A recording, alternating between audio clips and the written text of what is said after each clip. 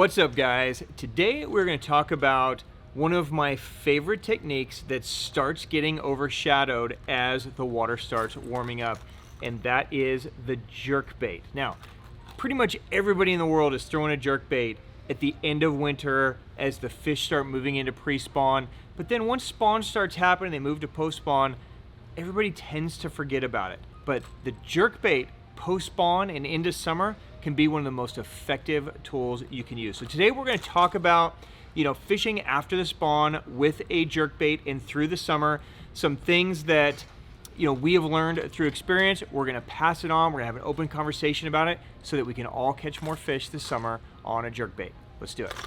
Welcome to the Hookup Tackle.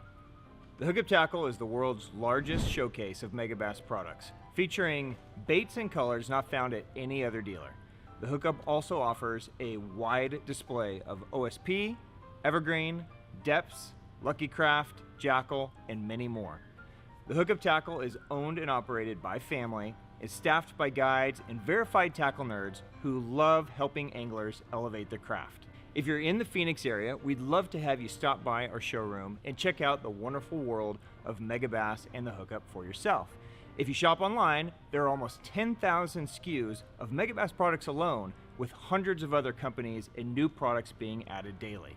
So next time you're looking for that hard to find bait, that color your fish have never seen before, or maybe you just want to elevate your game, look at thehookuptackle.com.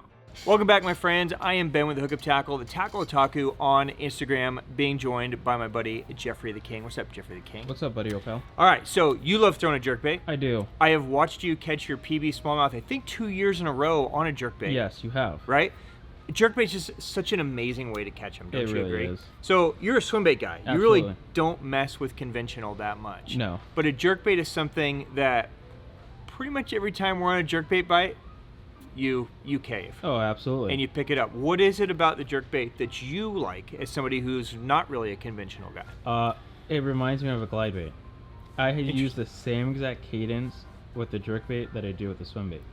Whether it is in the winter, spring, summer, fall, and so like you change your retrieve, but it's basically the same thing where you give it the 1 2 1 1 2 1 1 1, right. And it's kind of the same rhythmic pattern, and it's basically you are controlling whether that fish bites or not because of the retrieve that you use. And I think you've hit the nail on the head for me as well. It's one of the few baits that we have, hard bait wise, that we are really in charge of creating the action, triggering the bite.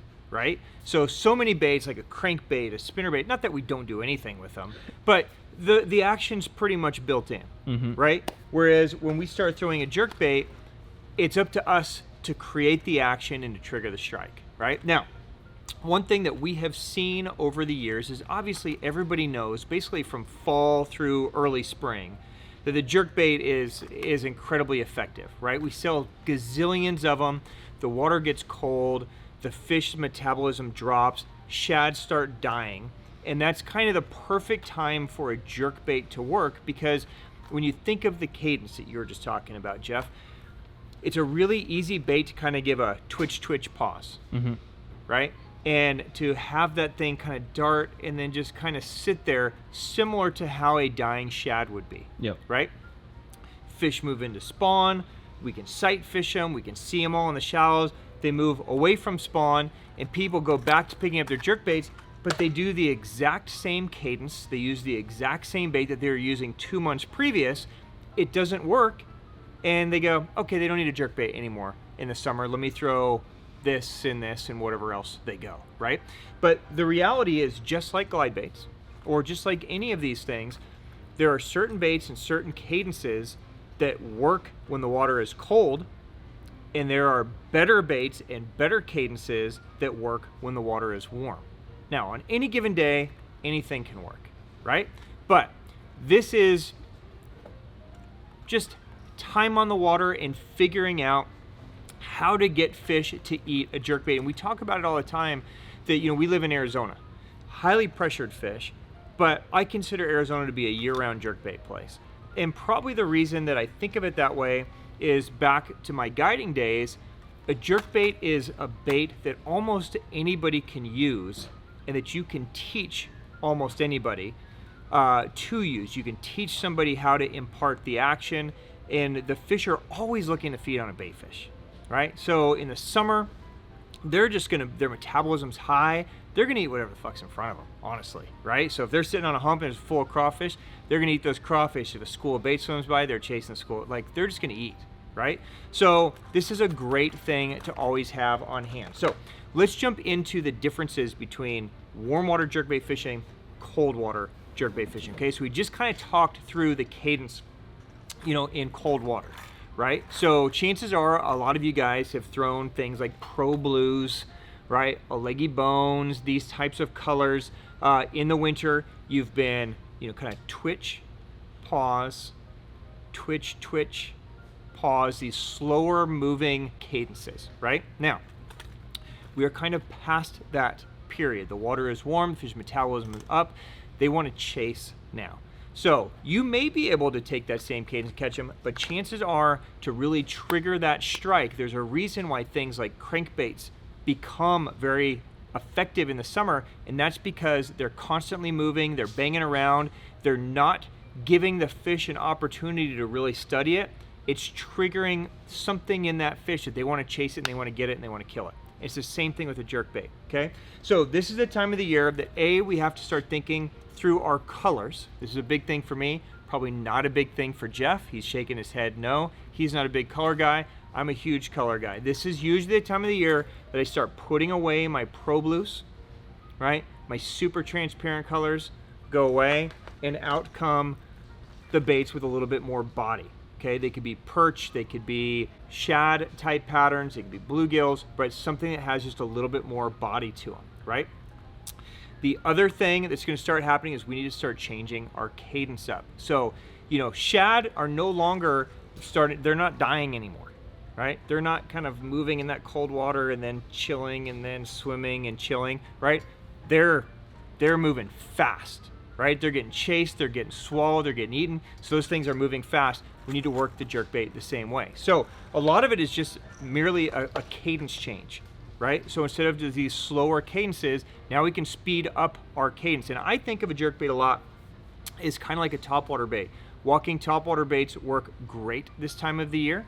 So does a walking jerkbait under the water. So if I'm on a day and it's just glass calm out there, I'm probably throwing a kick knocker or gunfish, some kind of topwater. But a lot of times you get a ripple or a breeze and they won't eat that topwater. You can do the same thing by throwing a jerkbait and working it the same way and just kind of walking it under the water and having that jerkbait left and right with no pausing, right? And just moving, and then maybe every once in a while create a pause and then back to moving and then pause. So it's important to know which baits you can do this with and which baits you can't. So the reason I grabbed an Ito Vision 110 is just because this is everybody's starting point, usually, right? So most of us have been throwing this all winter. If you guys stay on the 110, play with your colors. Maybe just try a different color, try a different cadence. These, for me, typically in the summer start to go away. Now, summer for us could be water temps like up into the low 90s sometimes, right? 80s for sure. So I can't really work the 110 fast enough for how I want to fish it. So if you guys are still incorporating a lot of pausing, then the 110 is probably going to be amazing for you. But this is generally the time of the year, if I stay in Megabass, that I switch to the Ito Shiner.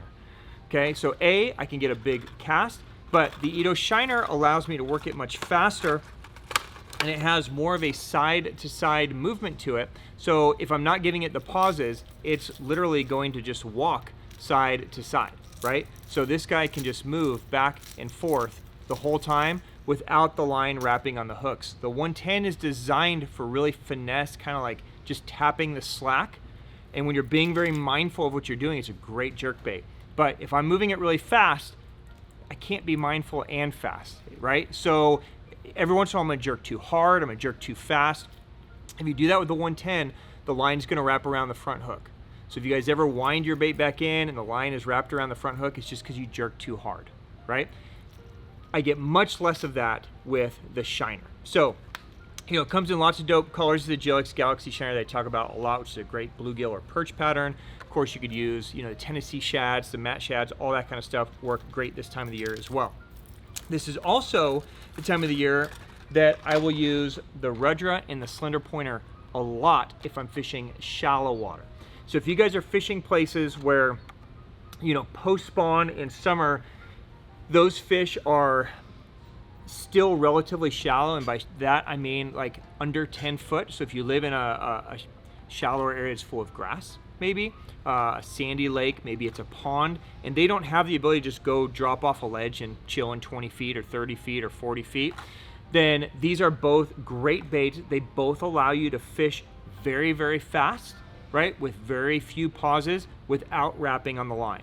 Okay, so Slender pointer is absolutely one of my favorites. I like the 127 size or the 112 size for, you know, bigger lakes. I'll go to the 97 size for ponds or smaller water, or if the fish are being super, super specific to the bait that they're feeding on. If they're just feeding on little bait, I can throw that 97 and fish it very fast, and it will get me all those darts without wrapping on the line. Rudra is another one that performs just like that. It's just gonna give you a little bit different look. Now, if the fish are pulling out into more open water, that's really where the Lucky Craft pointer comes into play for me. So, you know, I will go with a combination of the Pointer 100 and the Pointer 100 DD. If the fish are, I feel that they're looking up and they're eating topwater pretty well, and I just need an alternative to topwater, this is where the regular Pointer 100 really comes to play for me. I feel like this bait just walks left and right so easily, and the reason that it walks better side to side and wider than something like an Ito Vision 110. We've talked about this before, but here, let me show you the difference. Okay, so the lip of a 110 you can see is very thin and what I would call unreinforced, right? It's basically just a thin piece of plastic that extrudes from the bottom of the bait. And what that does is when you put water pressure against it, it kind of flexes. Like you can almost feel a little flex in there when I'm pulling on it.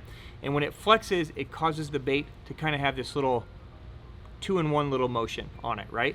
But if you jerk it too hard, because it flexes, it just washes out. It does goofy stuff. It'll wrap around the hook, it kind of washes out. It doesn't do great with hard pulls. On the flip side, on the pointer, you can see how much thicker this is. It's all reinforced here all the way to the bait. This is super hard. There is never a flex in that thing. So when you push against it, that bill isn't flexing, it's just forcing it whichever direction it's going. So the bait moves side to side in a walking fashion much easier and much better than a 110. Now, in really cold water, that could be too much movement, which is why the 110 is still the king of jerkbaits, right? But as that water warms up, this can really trigger some strikes that other jerkbaits can't. So I look at the Pointer 100 as an alternative to my walking topwater. I will just twitch it with no pause and just have that thing just kind of dancing back and forth the same way I would a walking topwater bait. If you guys live in bigger water and those fish are suspended out deeper, then that's where the Pointer 100 DD comes into play. A lot of you guys that live in the Great Lakes and some of those bigger smallmouth lakes know the effectiveness of this. We probably send, I'd say probably 80% of the 100 DDs to Great Lake fisheries because it's just one of those great baits that you can work exactly the way we were talking about, but work it down deeper, effectively into that 10 to 15 foot range. Now, another one that's worth considering is a relatively new one to the US market, and this is the Deps Balisong Minnow. So they make a long bill version. This is a true, pretty much a 1 ounce, 130 millimeters. It's a true 1 ounce bait, but it is designed to have that same kind of side to side movement as the Pointer 100. So you can twitch this thing and get really good rolling out of it. So it's gonna move and it's gonna flash as it moves. Internally, it's got this little kind of spring-loaded weight in the head, so it's gonna create this kind of like knock as it moves as well. So it's a big profile. If you guys are fishing in a place where they're feeding on larger offshore bait, something like herring or big shad, gizzard shad, that kind of stuff, then the Balisong could be a really great option for you as an alternative to a deep diving crankbait. It's gonna get down on a long cast, 13 to 15 foot on 10 or 12 pound line. It can give you just a different look than what everybody else is doing with their scrounger head, with their crankbait, with their big spoon. This will let you work a jerkbait down there in that range, and it's super effective.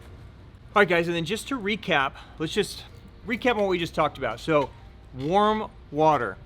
Don't be afraid to change your bait style. If you've been throwing a 110 all winter, don't be afraid to experiment. This is the time to try something different, something that's designed to have more exaggerated movement, whether it's switching brands to something like a Lucky Craft or switching styles to something like the Ito Shiner. Don't be afraid to play with colors. I know you're probably catching them on more finessey, shock type colors in the winter. Don't be afraid to go with more brighter tones, flashier tones, things that are going to be more true bait fish looking. And the reason you can get away with this little bit gaudier coloring is because we are eliminating a lot of the pause now. We're going with a faster cadence, a faster retrieve. They're not going to have quite as much time to sit there and analyze and stare at that thing. So we want the bait to have more attractiveness to them as it's moving quick. So try the quicker cadence. Try a little experimentation. I think you guys can extend your jerkbait season in through the summer months. If you have any questions, drop it down below and I will get to it. As always, guys, on behalf of myself and Jeff and everybody here at the Hookup, thank you for the time. Good luck. Have some amazing jerkbait adventures this summer. We will see you on the next one. Peace.